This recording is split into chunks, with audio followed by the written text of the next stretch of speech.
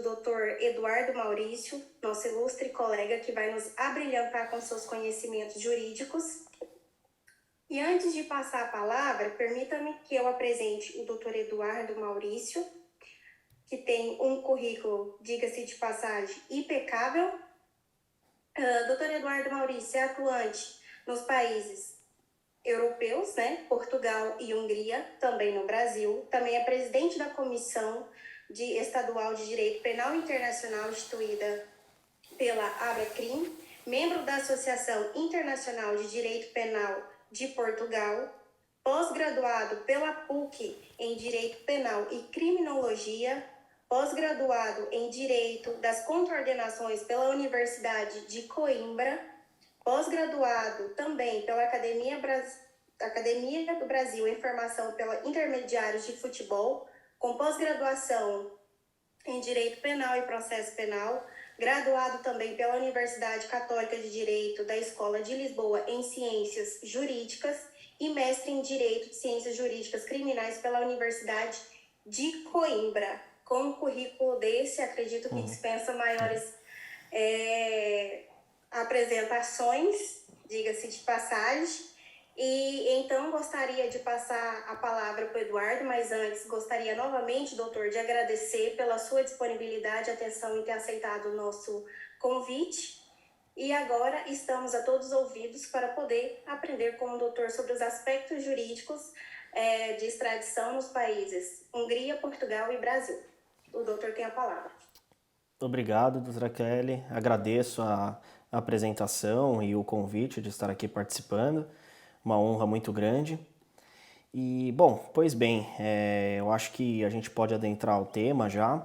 De fato, eu sou advogado criminalista, especialista em crimes, seja de qual natureza for. Hoje a gente acaba trabalhando com todos os tipos de crimes e com especialização também em processos de extradição a âmbito internacional, né?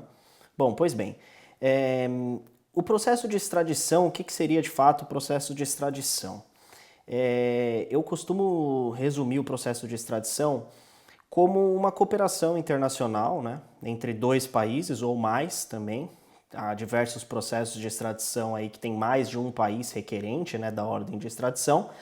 E de fato é uma cooperação internacional, uma ajuda mútua, né, de um país ao outro, no seguinte sentido: se um cidadão de um país tem um processo, uma instrução criminal ou uma investigação em trâmite no país requerente da extradição, no qual, por exemplo, tem um mandado de prisão expedido nesse país requerente da extradição, esse país ele pede a prisão, né, da pessoa, o juiz determina, aceita ou não a expedição do mandado de prisão para esse indivíduo.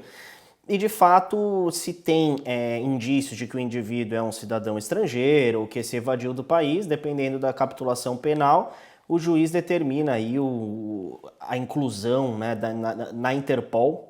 Dependendo aí, a inclusão da Interpol tem alguns graus de periculosidade, tem indivíduos que apresentam um alto grau de periculosidade, muitas vezes eles são taxados ali na Interpol como Red Notice, né?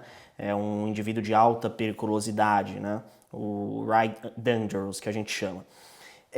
A partir do momento que um país expede um mandado de prisão e faz a inclusão desse mandado de prisão na Interpol, a pessoa foragida, se ela pisar em qualquer aeroporto ou for abordada pela polícia em rotina normal, de fato vai acusar a expedição desse mandado de prisão a âmbito internacional de um outro país, e esse indivíduo que for preso em um país diferente do que existe o mandado de prisão, ele será recolhido e iniciará então o pedido da extradição para saber se esse país que realizou a prisão desse indivíduo procurado em outro país tem que ser extraditado para esse país para responder uma investigação ou uma ação penal, ou até mesmo em grau de execução de pena, né? Muitas vezes tem um indivíduo condenado com uma pena, na lei diz que tem que ser acima de 2 anos, e de fato, isso é a lei brasileira, obviamente, e de fato esse país decide, a jurisdição desse país decide se vai entregá-lo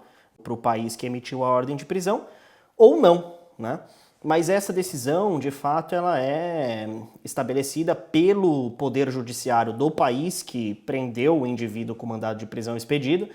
Então, por exemplo, em Portugal, a partir do momento que uma pessoa é presa em virtude de uma inclusão na Interpol e um mandado de prisão, ela é apresentada a uma audiência de custódia, como se fosse uma audiência de custódia no Brasil, aqui na audiência de primeiro interrogatório, no qual vai decidir em Portugal se ela irá responder o processo de extradição preso ou em liberdade, né?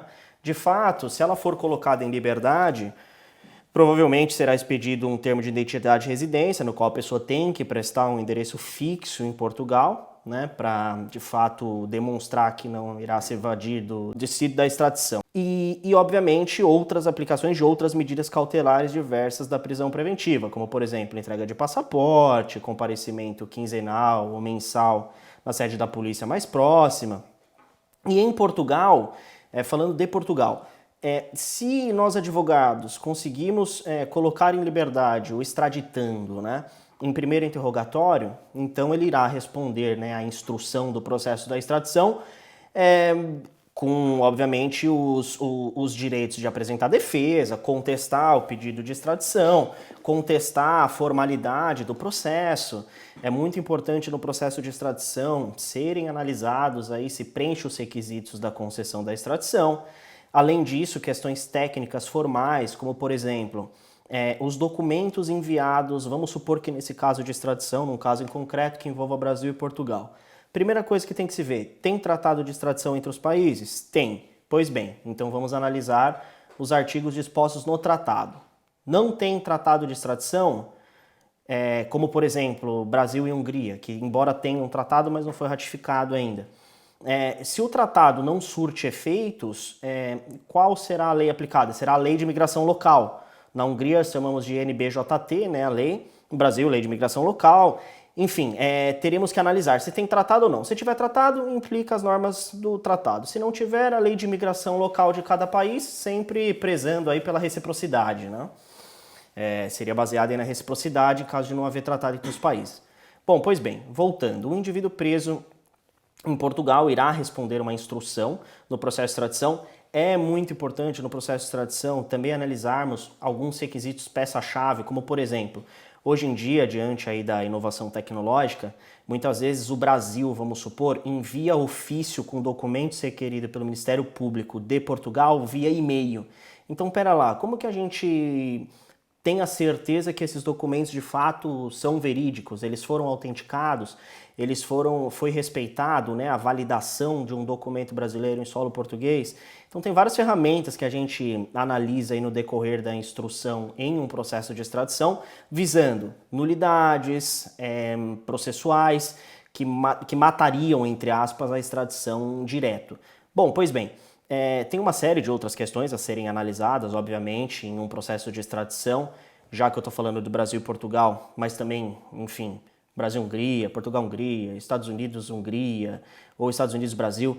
Uma coisa muito importante a ser analisada é o princípio da dupla incriminação.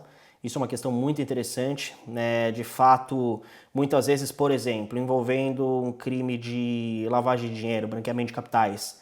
Um crime de lavagem de dinheiro na Hungria é totalmente diferente do que um crime de lavagem de dinheiro nos Estados Unidos. Então, analisando essa dupla incriminação, por exemplo, envolvendo dois países em um processo de extradição, o que a gente tem que verificar? Se de fato o mesmo crime em dois países, se eles estão dispostos da mesma forma, se de fato esses crimes caminham paralelamente, né, respeitando a dupla incriminação. Esse tipo de crime é o mesmo crime no outro país? Porque se não respeitar essa dupla incriminação e os crimes foram totalmente diferentes, como, por exemplo, na execução do núcleo penal, do verbo penal,